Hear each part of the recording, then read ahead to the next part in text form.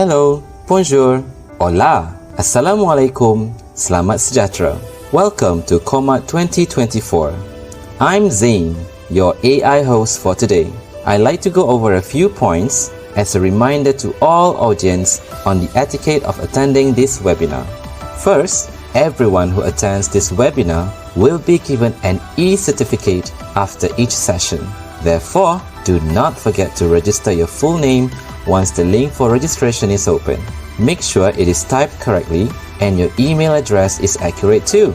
Only for teachers or education officers in Malaysia, please make sure you also provide your IC number.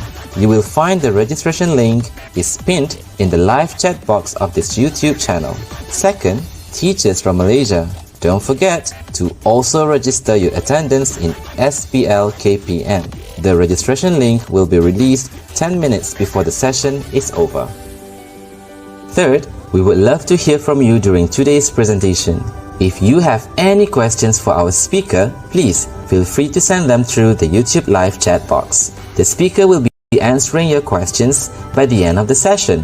If we don't answer your questions during today's webinar, we will be sure to follow through afterwards. Fourth, be respectful of others. When communicating, please be polite. Impolite language will not be tolerated. An audience who are rude will be removed from the webinar. Finally, we would appreciate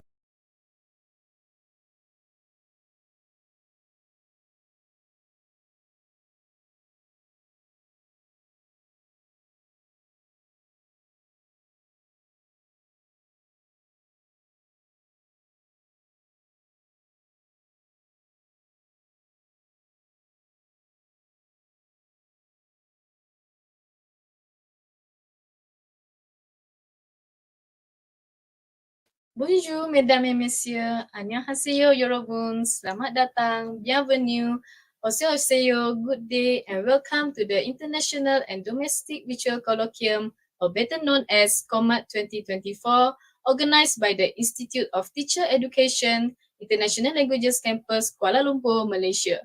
I'm Goh Chong Ping and I am the moderator for this session entitled Language as a Means of Survival. Ladies and gentlemen, thank you for joining us on our live EduWeb TV YouTube channel for COMAT 2024. And the theme for this year's colloquium is Responsible Education for a Dignified Future. Similar to the previous year's installments, the goal of this colloquium is to provide the space for educators all around the world to discuss, share, and exchange views with fellow educators on topics related to education and how it is transforming globally. Indeed, through this colloquium, there is plenty to learn and expand our knowledge. COMAT 2024 brings to you 18 series in the form of individual webinars with speakers from Malaysia and abroad. And this session is our 7th series of our virtual colloquium, and I hope you will stay tuned till the end of this session. Now, please allow me to introduce our 3 speakers for today's session. The first speaker is Mr. Liu Nyok Lin. Mr. Liu completed his Master in Science of Language in Curriculum Design and Training for Teaching French as Non-Maternal Language in 2013. In 2008, he obtained his honor degree in English Studies and Linguistics with option to teaching French as a foreign language from Université de Poitiers, France. For his professional experiences, he started as an English language teacher from 1991 to 2003, and in July 2008 until today, he is an academic lecturer in International Languages Department, Institute of Teacher Education, International Languages Campus, Kuala Lumpur, Malaysia, or also known as IPG KBA. He was also the Secretary General and Lead Auditor for Quality Management Body of Institute in IPG KBA from 2020 till 2023. Mr. Liu has been involved with teacher trainings, and in 2021, he has been awarded the Knight of the Order of the Academic Palms from the French government. And our second speaker is Mr. Muhammad Amalul Arifin bin Samsudin, a French language lecturer in IPG KBA. He got his teaching certificate of teaching French as a foreign language in 2013 and received his bachelor degree in Science of Language for teaching French as a foreign language from Université de Franche-Comté, France in 2012. He had his Master in Science from University Malaysia Sarawak in 2018, and he has just completed his Master 1 in French language teaching for teaching French as a foreign language in 2022. He was a French teacher at SMK Kota Samarahan in Sarawak, Malaysia from 2014 till 2019. And he is currently an academic lecturer in International Languages Department in IPG KBA. He's active in participating in various programs as participant, moderator, and even facilitator in the international level from 2021 till now. And last but not least, we welcome our third speaker, Mr. Kevin Ining, who is online. So he is a Korean teacher at SMJK Shangtao in Kota Kinabalu, Sabah, Malaysia. Since May 2023, he worked with 2 subtitle translation companies in previous years, and his main translation skill set is translating Korean to English and Malay from 2015 to 2022. He also had experiences working in a few companies as senior associate that required his Korean language skills. He got his associate in engineering in electrical system department from Dongyang Mirae University in Seoul, South Korea. He graduated from Inha University, South Korea for his Bachelor of Science in Electrical Engineering in 2018, and in 2022 he received his diploma program in education for Korean language from IPG KBA. So now, language as a means of survival is the topic for today's webinar. So dear speakers, we are very excited to hear more about this topic. And without further delay, we welcome our first speaker, Mr. Liu. What do you understand by this title itself? Thank you, Susan. Salam Madani to everyone. Now, language as a means of survival. Let's first unpack the meaning of this title. I think we can kind of nuance the title to, for now, 4 small topics. I think the first one will be evidently communication. So if you look at the history of things, language has always been something that is unique to human. We know that from science that language is a very human thing. Animals, they do use sign and things like that, but they do not use language in a complex and structured manner like human. So first and foremost, you have to understand that language is a human experience. And from there, if you look at the basic survival need of using language, we have evolved since to use language to communicate. One of the main things, I think, information for survival. If you go back to way back when we do not have what we see today, I mean back to the Stone Age, language is used to communicate danger, where to find food, where to have better survival. So it is a form of communication to make sure that the human species continue to thrive in the environment. Now, going on to today's society, we have, of course, developed in so many aspects today. And the norm, of course, will change and the criteria will change. So today, when we talk about language as a means of survival, we are actually looking into using language to mediate the environment around us to, be better in our job, to get through what we need to do every day, to go through, for example, if you need to travel, go through the custom, go through all kind of experience.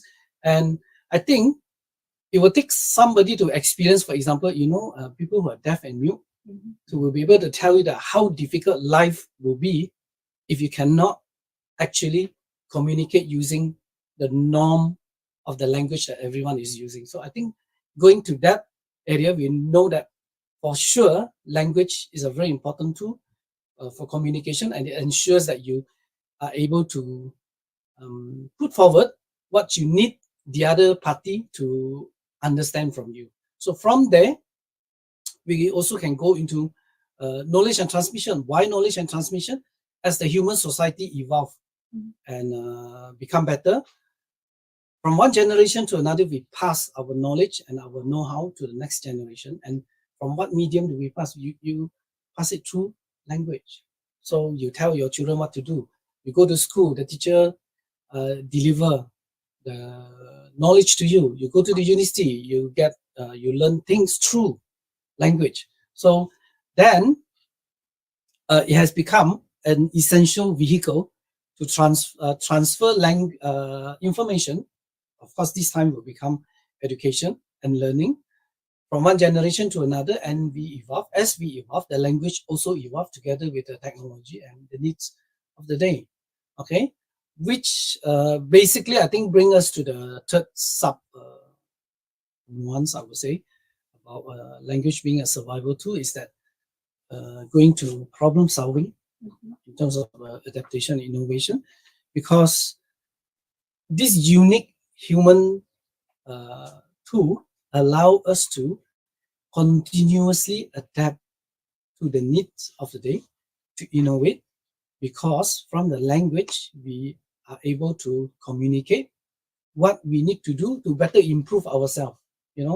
I mean, it would be interesting, I would say, if you have a manual to self-improvement that's totally in sign language. I mean, yeah, but that would be a very different experience. But largely what we are seeing today in the market and what we're doing is basically they are transferred through either printed language or oral language. I mean, if you attend a workshop, if you attend a lecture, that will be the oral form. And then if you read a book or you read an online blog or website, all those will be printed material, printed information. All right. And now in the modern world today, we are talking a lot about globalization, being global, being, all these, what do you call this? All these borderless world. People tend to feel that the identity crisis is, people are suffering from identity crisis because they feel that their culture and their way of life is being eroded by others because of the borderless world. Now, language is a very important component in cultural heritage, because we all know that language is also the accumulation of all the know-how, of all the final expression of a culture, and it's translated into poetry, into literature, into arts, and all this is also a reflection of the culture of the community. And to project forward into the world today, using that is an important way of telling people that you have your proper identity, you have your way of doing things. So that ties back to the idea that language as a means of survival, because we are living in a very borderless world now. Now, if we were to, for example, go to Japan, we do not want to end up as the statistics of those terrible tourists who annoys the local people, because we are so ignorant to their culture. So where do we learn all those things from? Of course, maybe you want to do some research on internet, you want to read some book about Japanese culture, but again, the fundamental element in this situation is the use of language. So we are also looking at the language in that manner, as a preservation of culture, but also as a cross-cultural plurilingualism world today. Now, if you look at the Common European Framework, which has been started back in 2000, I think, by the Council of Europe under the European Parliament. Now, it was firstly conceived as an instrument for cross-border mobility of all the young Europeans to gain more knowledge and to share knowledge and also to learn together. Now, we can take a lesson from that in terms of survival, is because we, as educators, we have to remember, especially those who are teaching languages, we have to remember that the world long time ago, when our teacher tell us that when you're learning English, you can only use English, or if you're teaching English, you can only use English, no longer apply to today's world because of the porosity of the learning context that we have today. So if you look back into the Common European Framework, the fundamental principle is plurilingualism. It means that every language that you learn, it is not dissociated with another language. And with that, we need to also look back into how we approach the teaching of language in classroom, and how we are going to use language as a medium of instruction in a classroom. So that is something which all of us as educators need to relook into our strategy and our approach to teaching and learning, and also how we view language in its general structure to allow us to function properly, and of course being relevant in today's world. We're living in a very porous world today. So basically that's what it is. So I think the survival part is how we are going to survive the porosity of culture, the porosity of technology, and everything that is around us, because they are just evolving all the time, very fast, and we need to catch up in those sense. So yeah, so basically that is what I think will entail. And just a little bit more on that also, I think in terms of survival, we also need to look at the emotional part of language that allow every person to express. If a person cannot properly express himself or herself because the fact that we are not very good with expressing ourselves using language, it does, I think, to a certain extent, entail a certain difficulty for the person emotionally. I mean, if you cannot express yourself using a language to a person, it's going to be a very difficult emotionally for that person to gain emotional support from other people, but also to interact in a way that is, I would say, satisfying for that person. So yeah, that too, I think we can look at that in a way, which also involve all the conflict resolution, how you're going to negotiate with other people. So I think the expressivity of the language in terms of mastery of the language is also important. So yeah, it's not only within the language, it's also in other form of languages, which I think we can talk about later, how all this small incident with we call that in French maladroit and malentendu, which can bring about conflict in a cross-cultural communication. All right. Thank you, Mr. Liu, for your insight. What about you, Mr. Kelvin? What are your thoughts on this topic based on your experiences learning Korean? Good day to everyone. 안녕하세요. 저는 켈빈이라고 합니다. Thank you for the kind introduction given by our moderator, Miss Go. So, language as a means of survival. Today, we delve into language from a perspective of a survivor. I was a survivor back then when I lived in South Korea 12 years ago. So, I was born into a Malay speaking household and I speak English as my second language.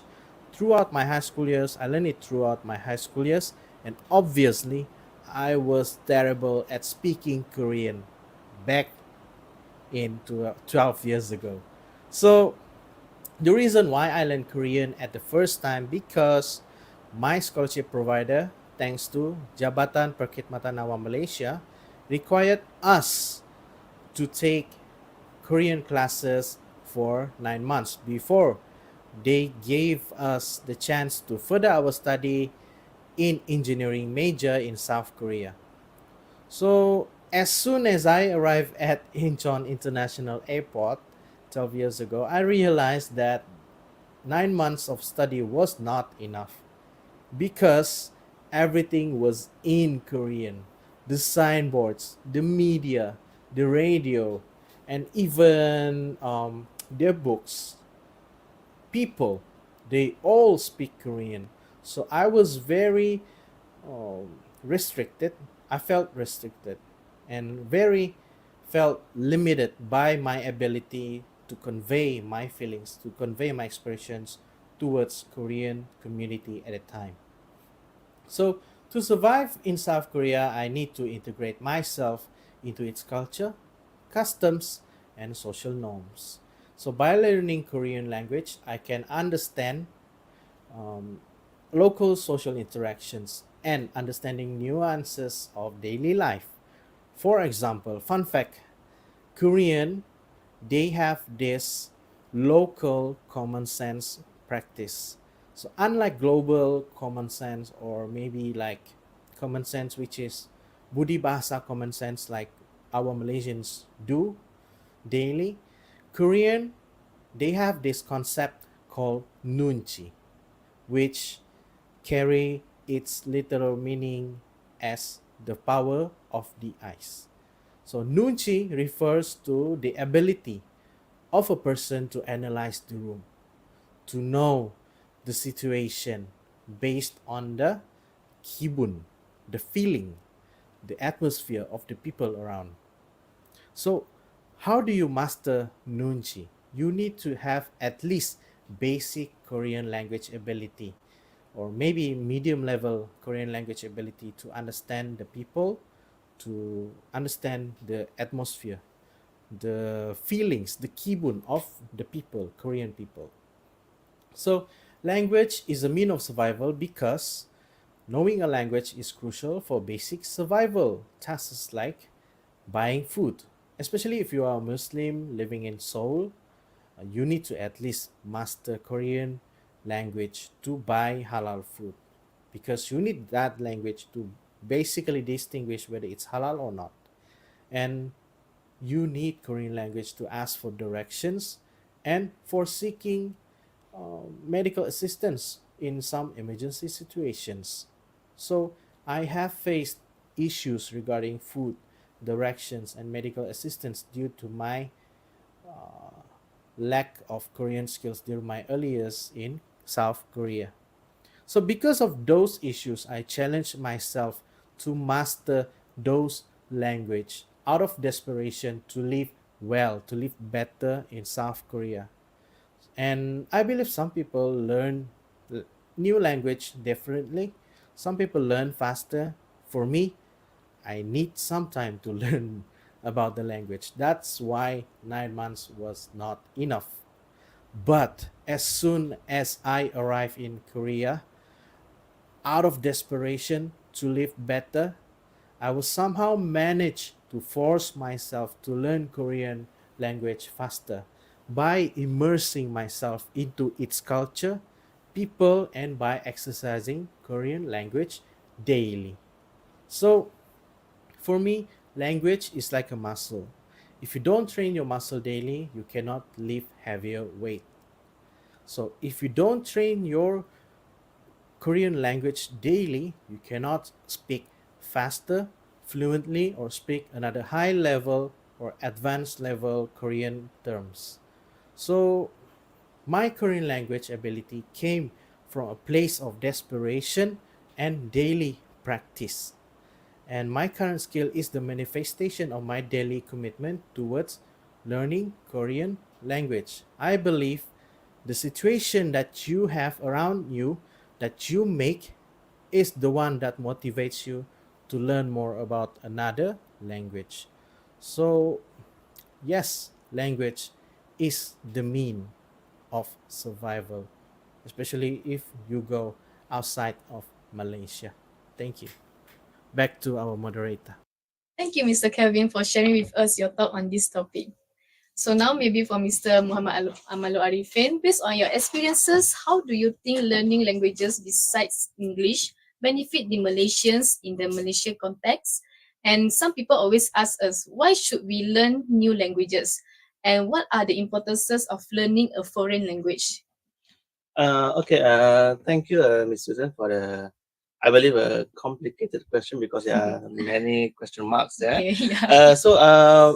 When we are talking about learning languages besides English, there is actually many reasons on why we should learn an additional language. But before we go to that question, I think it's important for us to look into why, into the emphasis that is put by the Ministry of Education, okay, in the PPPM or the Education Blueprint 2013-2025, which you can see in the slides, okay, the place of an additional language aside from Malay and English, okay, because for me, this blueprint resonates well with what Mr. Liu mentioned just now, okay, which is stated by the CEFR, okay, the emphasis of plurilingualism. Okay, if we can see in the Malaysian Education Blueprint, in I believe Anjakan Murid,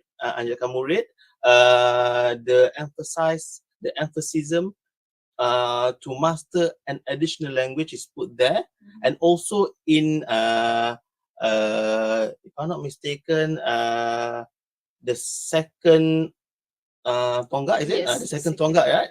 Okay. On top of the mastery of Malay and English language, okay, students are also encouraged to learn a foreign or an additional language. Okay, if we see the transformation of the educational system in regards to language, we can see there is a three wave, okay, whereby languages are put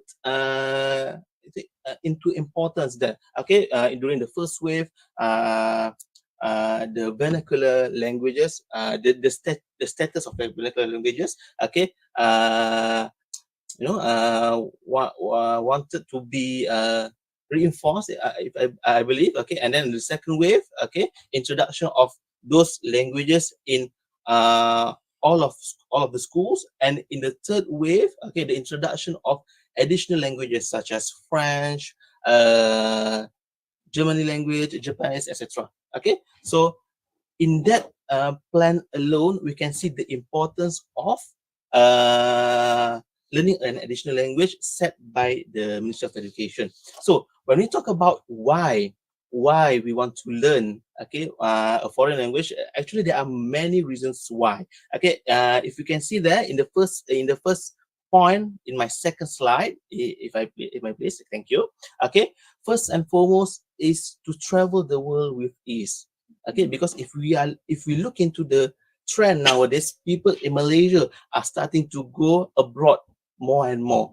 Why? Because the cost of traveling in Malaysia is more or less the same than to travel abroad. So why do we want to limit ourselves traveling inside Malaysia? We want to go outside of Malaysia. But just imagine, if we do not master the language of the country that we are going to visit, in case we stumble upon problems and we don't have help around us to help us. Okay, for an example, we arrive in an airport in the Japanese airport. Okay, and we know the country doesn't use that much of English. Okay, we don't have our tour guide with us. We don't have our battery dies on us. Our phone battery dies on us. We don't have our Facebook with us. How are we going to seek help? How are we going to to navigate ourselves, because the signage are all in Japanese, hardly in English. So it will be very difficult for us to go about here and there in a foreign country.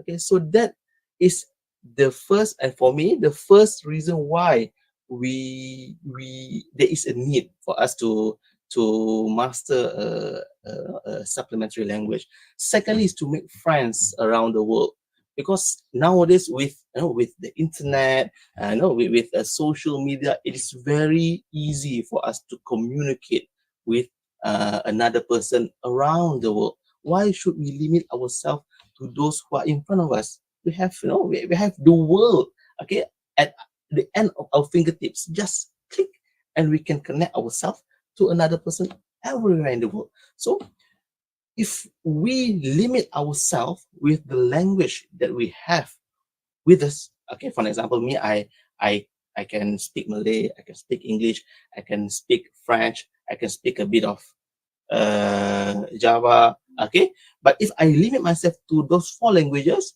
I am limiting myself to communicate, to interact with somebody, perhaps from Japan, from Korea, from the African countries, perhaps. So by mastering additional languages, we are opening the possibility for us to communicate, to to make connection, okay, with people other, okay, than the direct vicinity. Okay, the third one is to for the reason of employment. Okay, why is it important? If we see the current trend in Malaysia, we are welcoming more and more companies, okay, from abroad, okay, to open up shop, okay, in a crude way to say it, to open up shop in Malaysia, to do their trading in Malaysia. Okay, we have quite recently we have Tesla, okay, selling their cars here. Okay, we have BYD, we have what else? I mean, I'm thinking about cars here. We have many companies setting up their trading here, okay, which means there is a need for a local workforce, okay, to make the company run here, to run the company here. There will be times that there is a need for the employees, okay, of those companies to communicate with their main company in perhaps China, right? So the mastery of Chinese is important. Okay, if we know that language, there is a higher chance for us to be employed by the company. Okay, or maybe if we don't know the language, why not learn it? Okay, to increase our possibility to be employed by such companies. Okay, next is to boost our memory, to improve our memory. Why to improve our memory? Because each language has different systems, right? Okay. Miss Susan is well experienced in learning French. You also know English. You also know Malay. I believe you also know Chinese. Yes. And I believe all of those languages have different systems. Like, for example, from what I know, Malay and English doesn't have genders for each word, Yes, correct. but French does. Okay, la table, the table. Okay, in French, the table is a girl, a feminine, right? Okay, etc. Okay, these differences, okay, in in the language will train our mental to make comparison, to memorize, okay, to make adjustment, to adapt, okay, to the systems, okay, the different system of the language, which will, as a product, make our brain work better, until to become more intelligent. Okay, and also, okay, there was a research done, if I'm not mistaken, by Miguel A. Munoz, okay, from the University of Kansas, who found that a bilingual brain is also skilled at multitasking and sustained attention because it has a lot of practice switching between two different languages. Because for bilinguals or multilinguals, okay, when they are using a particular language, okay, they will alternate their thinking, okay, thinking using the other language and then the other language, because sometimes translation doesn't go as linear as we might want it to be. Okay, there are certain words that is not really translatable. Okay, so in that case, we need to find other means to express the idea from the other language. Okay, the next one is to enjoy entertainment. Okay, in its original language. Okay, this in a way relates to the point that I mentioned earlier. Okay, because translation is not linear. Sometimes the ideas doesn't the word itself does not exist in the target language. Okay, so that is why the mastery of the language that we intend to enjoy.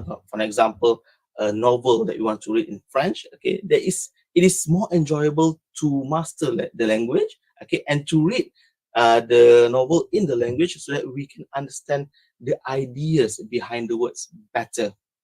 Or maybe, for example, I love watching animes, okay, but I don't really know Japanese.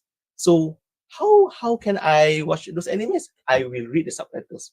But because I'm reading the subtitles, I'm not focusing on what is happening on the screen. I'm focusing on the subtitles, okay, on at the bottom of the screen, which is not really enjoyable because we want to put our attention to the storyline, to what is happening on the screen, right? Okay, so that is not enjoyable. So it is more enjoyable if we master the language, and by not relying on the subtitles at the bottom of the screen, we can enjoy what is on the screen. Okay. Next one is to understand jokes. Okay, understand inside jokes. Okay.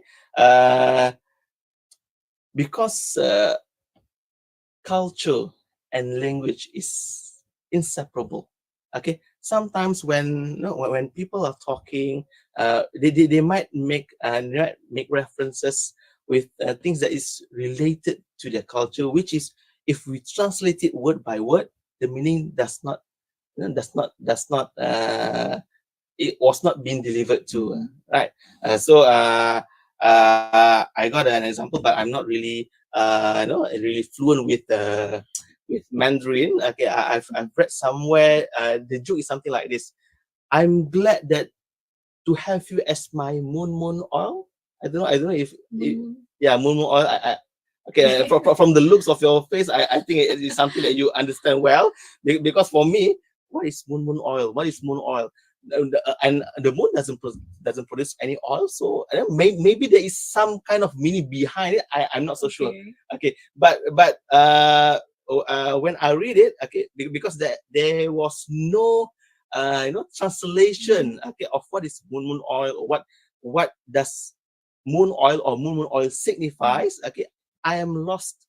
I'm lost in the sense of the dialogue. What joke, okay, does this moon oil implies?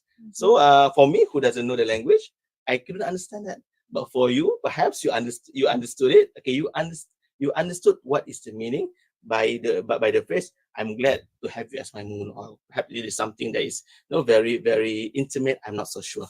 All right. Okay.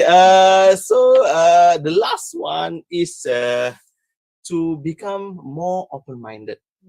Okay, because it is actually a cumulative of what we have talked about. Okay, prior to this point. Okay, because it is easier for us to travel. We are making more friends. We are, we have more people from diverse backgrounds and diverse culture that we are interacting with. Okay, we have accumulated many different thoughts, many different point of views, many different ways of thinking on a certain matter. So that makes us more open-minded, okay, more receptive, okay, to what is in front of us.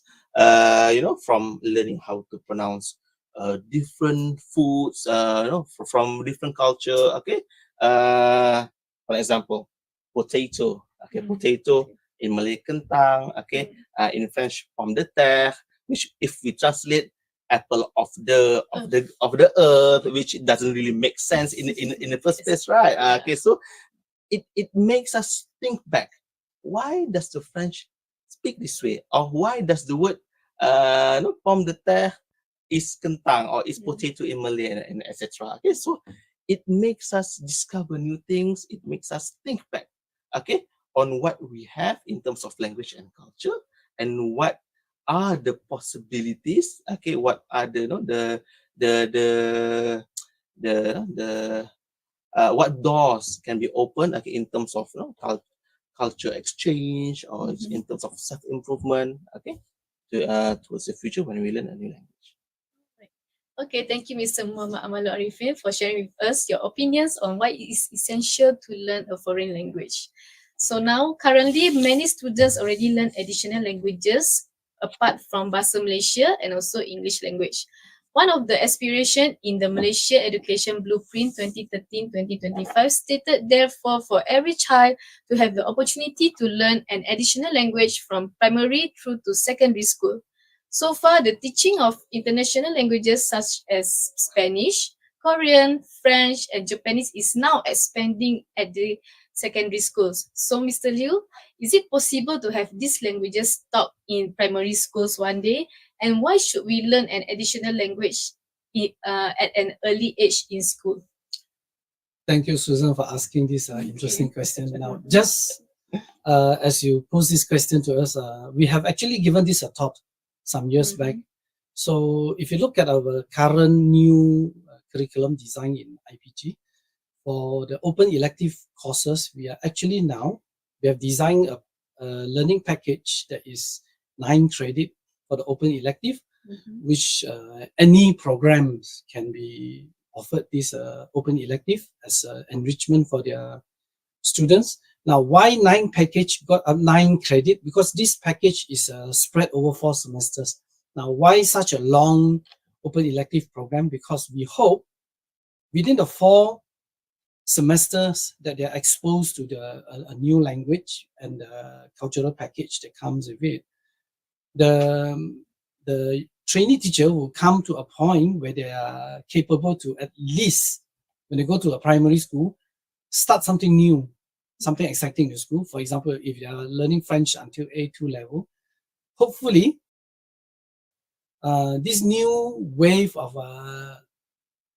teachers, irrespective what are their options will be when they graduate, will be able to, for example, in a primary school, they don't have to offer French class per se, but based on their 4 semesters of learning French as an open elective. For example, we have Korean, we have Japanese, and also German. I'm sorry, we don't have French yet. We hope to have French, but we do not have it yet. So at least to be able to, in the school, offer, for example, a French club. You know, you just have a French club for children. And in the club, they could also indirectly suggest or offer simple, basic French to little children to just do simple communication or simple activity for discovery, because we want young children to discover things beyond the known boundary that they are in school, because whatever they do in school should reflect the true outer scale of the world that we live in today. So I think for education to work, it must also reflect the true nature of the world that we live in. So we hope in IPG that with this new package, this will become a reality 5 years down the road, when the first group of PSMP students enrolling this year in the first semester of their 24-25 first year PSMP program will be offered this package. So we hope 5 years down the road, we will see the first small foreign languages clubs popping up in primary school. Of course, we also hope that by then BPK would have come up with DSKP to address maybe offering foreign languages in primary school. Now, if you look at other more developed country, no, I won't say more developed country, in other countries in the West, I would say, foreign languages are usually offered from primary school onward, not until, like in Malaysia now, we only limit it to secondary school. But if you go to Europe or you go to US, they offer, beside Latin, a foreign language from primary school onward. Now, we also have to take into consideration, grosso modo or basically in Malaysia, we are a very polyglot country.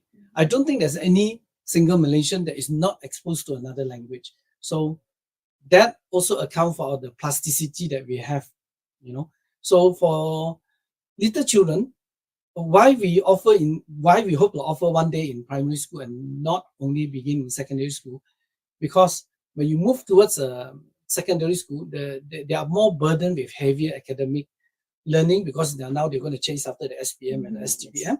So I think children has a greater plasticity in learning compared to adults. So if you expose them from a very early onward stage onward, they will develop this tendency to be more inquisitive, to be more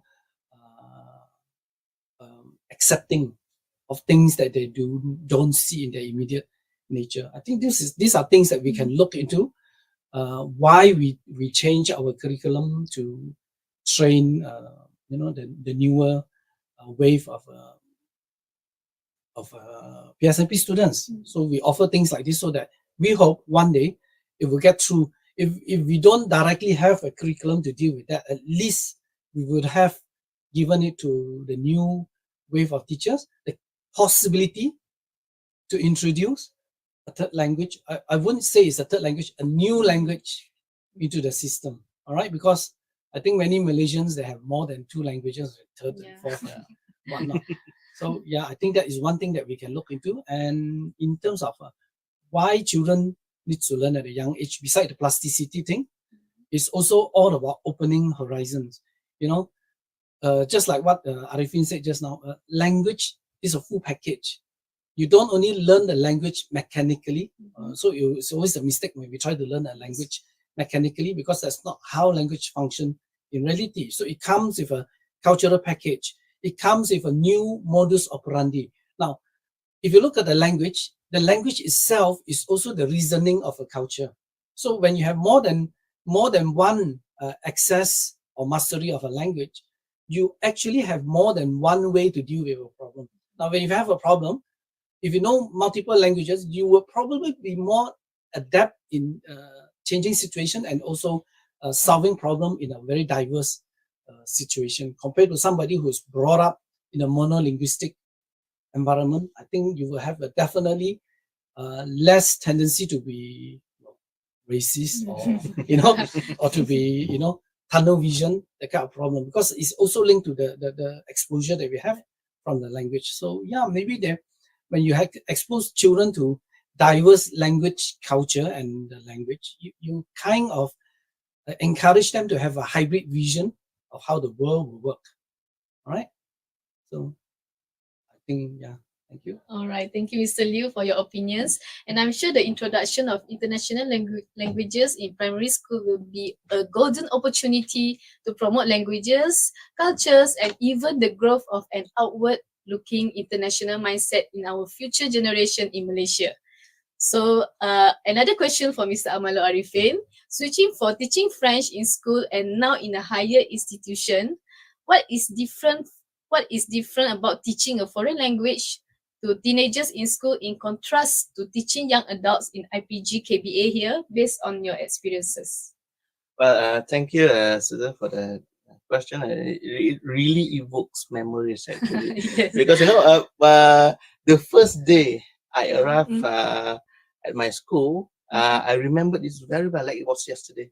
The principal asked me, "Why bother coming here?"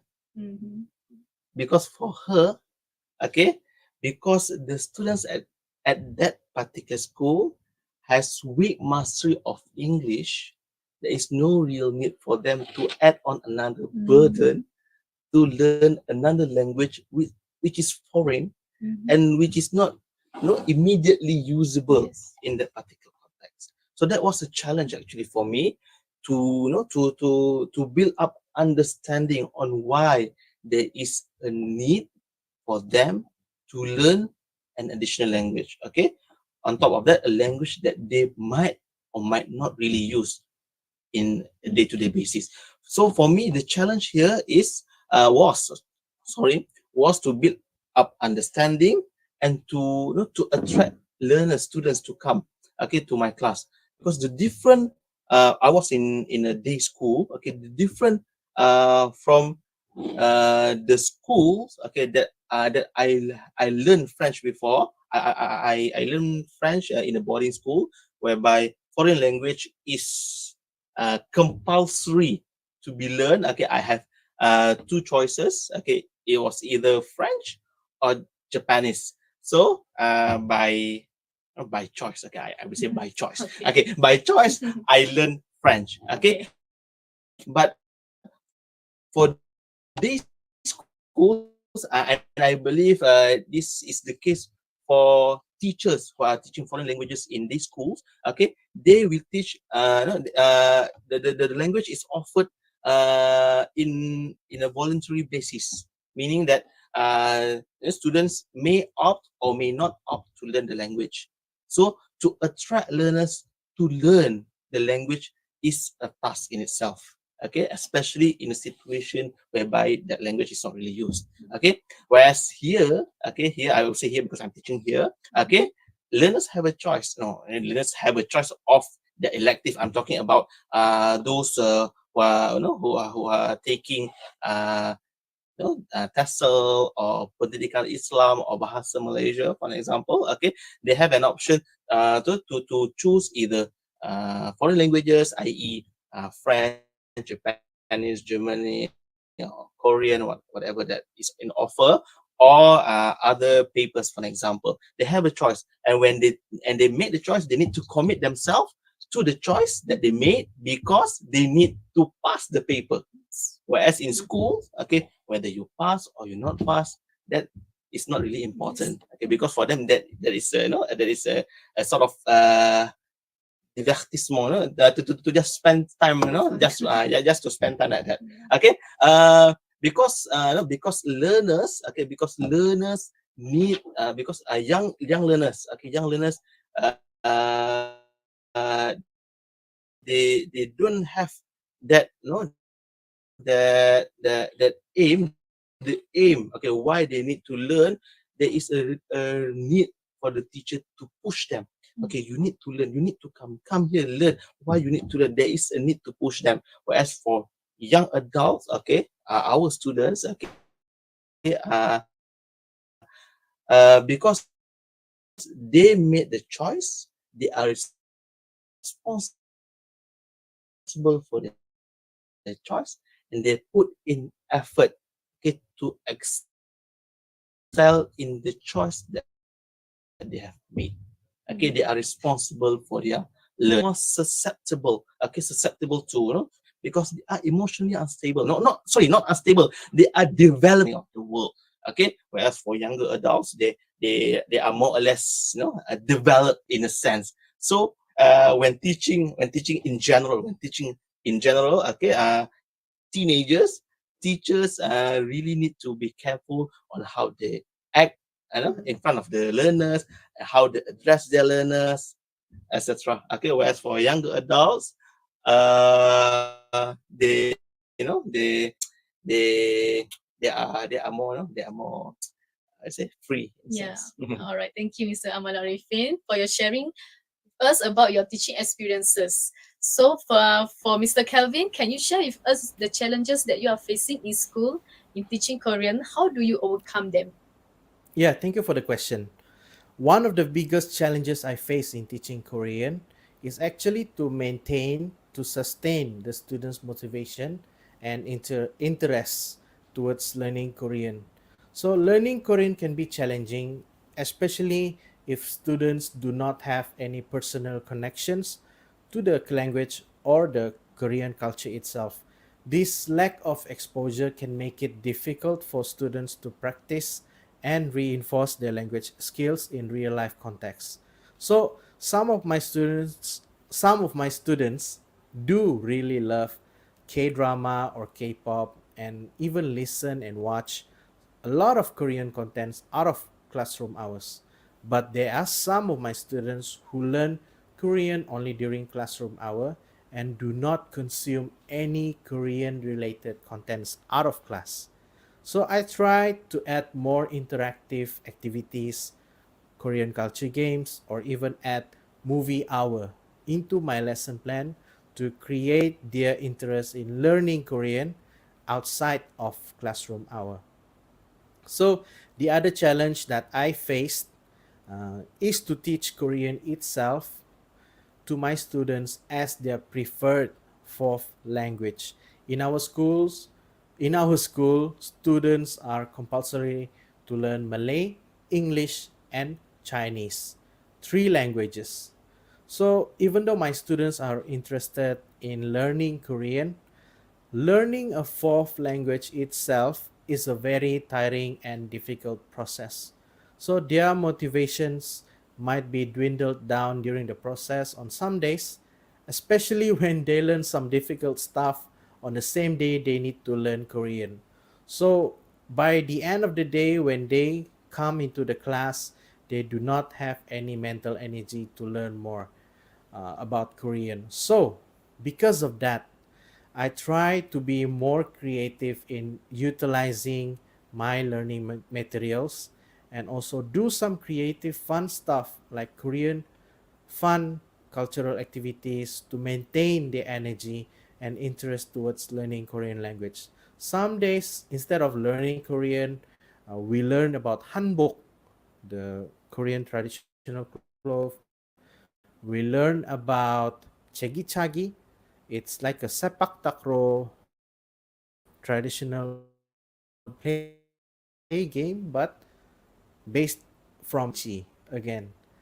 Nunchi. There are a lot of nunchi games out there. So I can teach you, but you can already search it for yourself as well from YouTube. And yeah, sometimes I even invited my Korean friend. For example, last year I invited Mr. Park, another Korean teacher from another school, to just come to my place and to have some fun with my students, to make my students excited to see real Korean, just to make them be ready when they meet real Korean people out there. So the other challenge that I face is when my students was out of focus and do not have kind of forget their purpose in learning Korean. So I tried to include the reasoning on why they want or need to learn Korean in the class. For example, I showed them that there are many job offers out there that need Korean language as their main skill.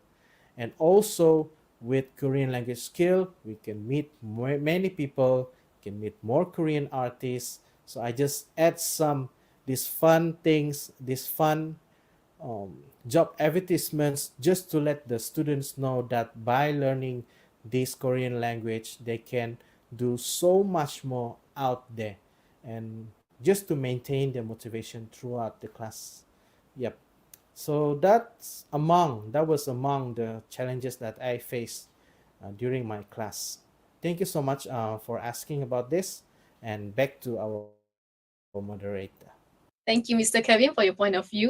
So many have suggested that learning a new language can change the way you think, as learning a new language fundamentally structures different kind of thoughts, and the culture itself offers a different identity and perspective. What is your say on this statement, Mr. Liu? Oh, okay. I'll just go quick on this. And actually, this is a very true in the sense that because I learned French when I was pretty old, in my late 30s. Yeah, it was life changing. It was a life changing experience because I moved from our way of learning to a world where everything is very Cartesian thinking. So I have to unlearn, relearn, and change how I look at things in order to survive. So I think back to what I said earlier, learning a new language actually open the doors for your mind to function. If you have with an additional shortcut, with an additional tool to achieve whatever that you need to achieve, and also to excel in the changing world today. So I think that is basically the ingredient that is very important in learning a new language. Right. Thank you, Mr. Liu. So thank you to our three honorable speakers for sharing such a very informative topic, and I'm sure we all get a very meaningful sharing from this session. So dear viewers, if you have any questions to address to our speakers, never hesitate to write the questions in the chat box, and you will have the answer from our speakers in the chat box as well. So ladies and gentlemen, unfortunately, it's the end of this session. Personally, I have learned so much from this session, and once again, on behalf of Institute of Teacher Education International Languages Campus IPG KBA, merci beaucoup Monsieur Liu, merci beaucoup Monsieur Amal Arifin, and Kamsahamnida Mr. Kelvin for your time today. So our gratitude also goes to our technical team led by Mr. Satya, Mr. Daini, Mr. Fazi, and Mr. Azri. And not to forget our counterpart from Educational Technology and Resources Division, BSTP, Ministry of Education Malaysia, KPM, led by Mr. Kabiraj and Miss Jenny Chiang. Thank you. Merci beaucoup. Kamsahamnida. So that will be all for now. Please do not forget to watch our next webinar series, which will be live at 10 a.m. tomorrow. Till then, jumpa lagi. See you again. À la prochaine fois. Dalam Meta Manager. Goodbye from Malaysia. Au revoir. Au revoir.